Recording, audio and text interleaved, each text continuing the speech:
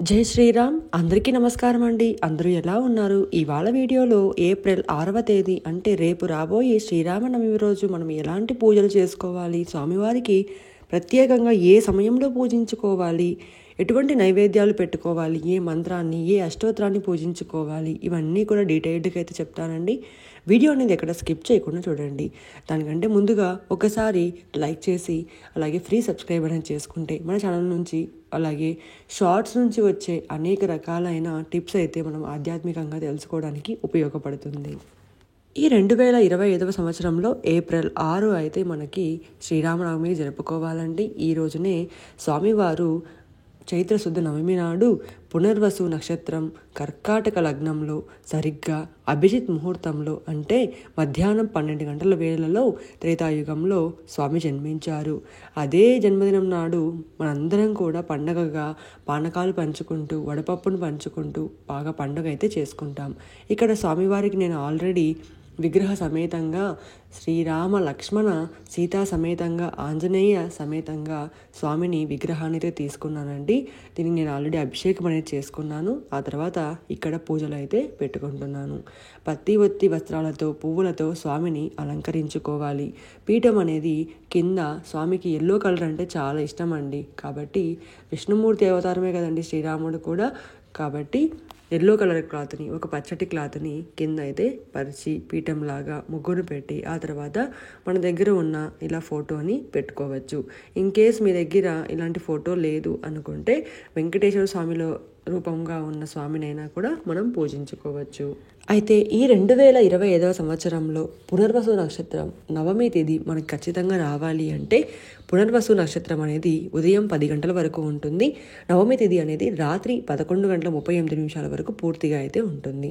కాబట్టి మనం ఈ 10 గంటల లోపు పూజ చేసుకున్నాం అనుకోండి, 12 గంటలకు కాకుండా స్వామివారి తిథి అలాగే నక్షత్రం ప్రకారం తప్పకుండా పూజ చేసుకునే అవకాశం అయితే మనకు ఉంటుంది.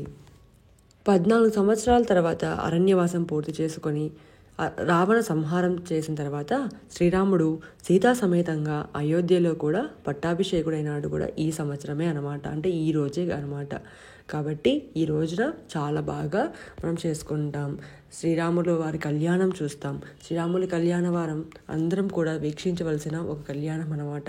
ఈరోజు పెళ్లి కాని యువతులు ఆ యొక్క కళ్యాణాన్ని చూసి ఆ తలంబ్రాలు మన పైన వేసుకుంటే తప్పకుండా 1 ఇయర్లో పెళ్ళి అనేది అవుతుందన్నమాట. కంకణ దోషాలు ఏవైనా ఉంటే స్వామివారికి ప్రత్యేకంగా ఒక 5 నియమాలు అయితే చేయాలి. అందులో మొదటిది తమలపాకు తీసుకొని దానిపైన సింధూరంతో శ్రీరామ అని రాయాలి.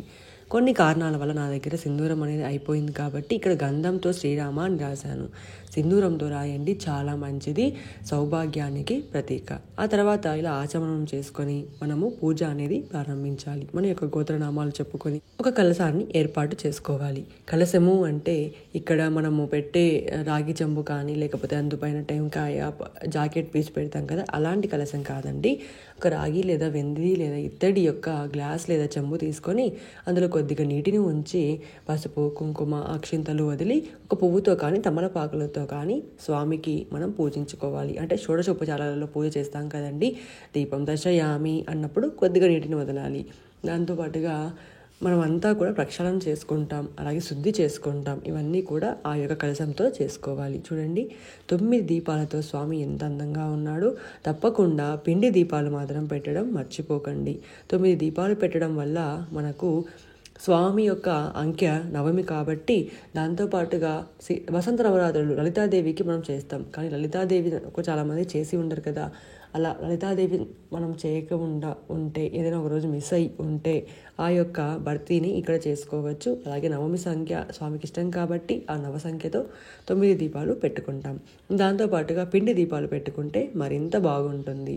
ఇలా స్వామికి మనం చేసుకున్నాక పానకం వడపప్పు చెలిమిడి పెట్టుకోవాలి.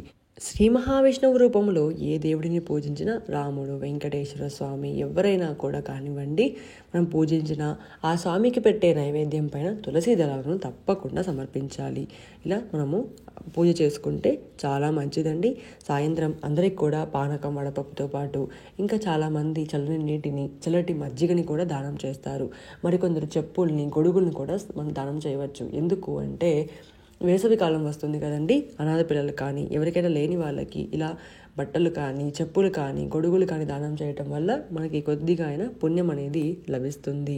ఈ విధంగా పూజ చేయటం వల్ల మనకు ఏవైనా అభిష్టాలు అంటే తీరని కోరికలు ఉంటే కూడా తీరుతాయి. సంతానం పరంగా కానీ పెళ్లి పరంగా కానీ అన్ని ఇబ్బందులు తీరుతాయన్నమాట. అందరూ కూడా తప్పక పఠించవలసిన శ్లోకం శ్రీరామ రామ రామేతి రమే రామే మనోరమే సహస్రనామ తత్తుల్యం రామ రామ వరాననే అని 3 సార్లు జపించుకోవాలి. విష్ణు సహస్రనామాలు కానీ శ్రీరామ అష్టోత్తరాలు కానీ జపించుకుంటూ తులసి దళాలతో పూజ చేస్తే మరింత శ్రేష్టం. చాలామంది శ్రీరాముడి వరకే చేసేసి ఆపేస్తూ ఉంటారు. అలా కాదండి, సీతాదేవి కూడా మనం ఇక్కడ అష్టోత్తరాలు జపించుకోవాలి.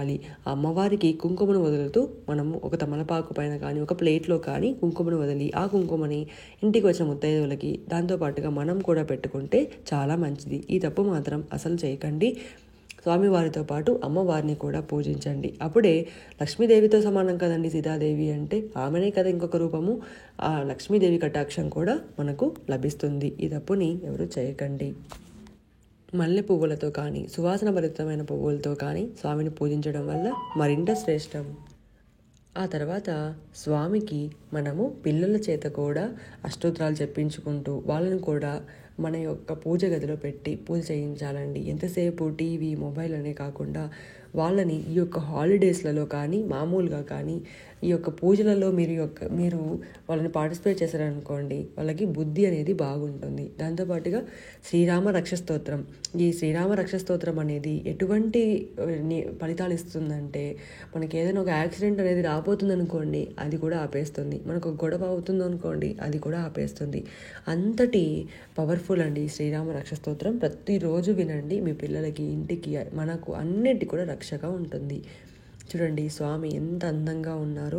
దీపాల కాంతులలో 9 దీపాలు పెట్టి స్వామికి పానకం వడపప్పు నైవేద్యంగా పెట్టి పూజించుకొని అందరూ కూడా బాగుండాలని కోరుకుంటున్నాను. Thank you for watching.